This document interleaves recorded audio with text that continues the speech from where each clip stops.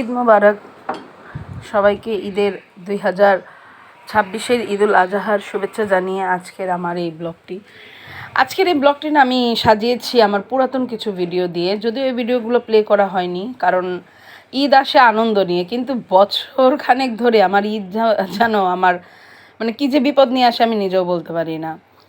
ঈদের আগের দিন আমার আপন জ্যাঠাতো বোনের জামাই হঠাৎই সেও স্ট্রোক করেছে। স্ট্রোক করে 5 দিন সময় দিয়েছিল তার চিকিৎসা করানোর। তো যাই হোক, সে হসপিটালে সেও মারা যায়। সে হচ্ছে আপনার নিউরোসায়েন্সে তার ডেথ হয়। তো এর মধ্যে আসলে কি ভিডিও দেওয়ার মন মানসিকতা আসলে শত চেষ্টা করলেও থাকে না। আর কি ভিডিও দেব?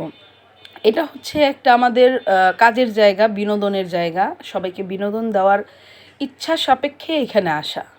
আমি কিন্তু কোনো কষ্টের ভিডিও খুব বেশি একটা দেই না, কারণ ওই যে বললাম না, নেগেটিভিটিই ছড়ায়। এর জন্য সবসময় পজিটিভ মাইন্ড নিয়েই আমার ভিডিওগুলো সাজাই। কিন্তু দেখা যায় কি অনেক সময় আমার ভাগ্যের সাথে এত কিছু নেগেটিভ হয়ে যাচ্ছে যে আমি নেগেটিভিটিকে ছাড়তে চাইলেও সেটা আমাকে কখনোই ছাড়ছে না।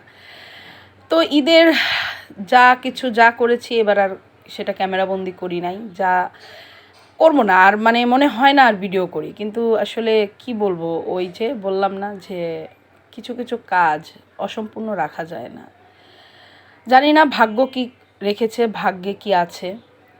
তো এই তো আমার ঈদ, সাদামাঠা ঈদ চাইলেও আনন্দের কোনো কিছুই করতে পারিনি, কোনো কিছু করিও নি। এবার ঈদটা একেবারেই ঘরের মধ্যে নর্মাল একটা কোনো রকমভাবে কাটিয়ে দেওয়ার একটা দিন ছিল। কোনো আনন্দের কোনো কিছুই ছিল না।